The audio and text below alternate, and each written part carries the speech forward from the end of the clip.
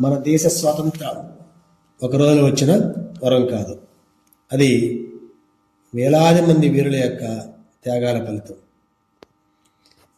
చరిత్ర పుస్తకాల్లో పెద్దగా కనిపించని, ప్రజల గుండెల్లో చిరస్థాయిగా నిలిచిన ఒక యోధుడున్నాడు.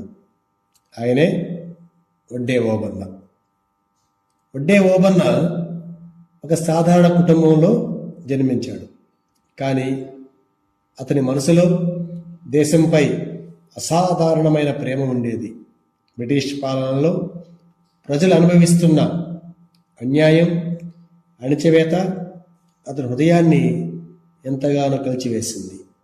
ఆ అన్యాయానికి ఎదురు నిలవాలనే సంకల్పంతో తన బాల్యమిత్రుడు సైరా ఉయ్యాలవాడ నరసింహారెడ్డి ఏర్పాటు చేసిన ఉద్యమానికి సైన్యాధ్యక్షుడిగా, జీవితంలోనూ పోరాటంలోనూ మరణంలోనూ స్నేహితుడి వెంట నిలిచిన మహావీరుడు వడ్డే ఓబన్న.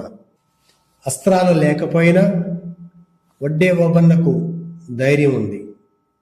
ప్రజలను చైతన్యపరచడమే తన ఆయుధంగా మార్చుకున్నాడు. స్వాతంత్రం అంటే ఏమిటో, పరాధీనత అంటే ఎంత బాధో గ్రామ గ్రామాలకు వెళ్ళి వివరించాడు. ప్రజల్లో దేశభక్తి జ్వాలను రగిలించాడు.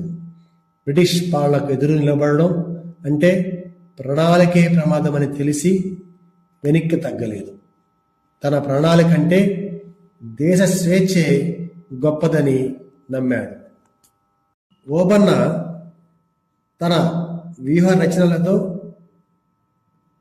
ప్రతికూల పరిస్థితుల్లో కూడా శత్రువుపై మెరుపు దాడులు చేస్తూ ఆయన అసాధారణ ప్రతిభతో బ్రిటిష్ పాలకులను దిగ్భ్రాంతికి గురి చేయడమే కాక వారి యొక్క ఆర్థిక మూలాలను దెబ్బతీసి బ్రిటిష్ వారికి వణుకు పుట్టించాడు.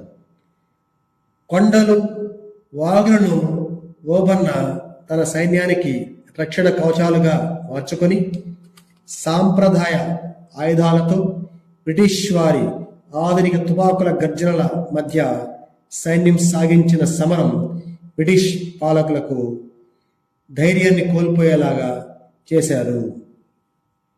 ఈ పోరాటంలో ఓబన్న చివరి వరకు పోరాడి వీరమరణం పొందారు. అప్పటికి వారి వయసు 39 సంవత్సరాలు. మనం స్వేచ్ఛగా శ్వాస తీసుకుంటున్నామంటే వడ్డే ఓబన్న లాంటి ఎందరో వీరుల త్యాగాల వల్లే. జై వడ్డెర ఓబన్న.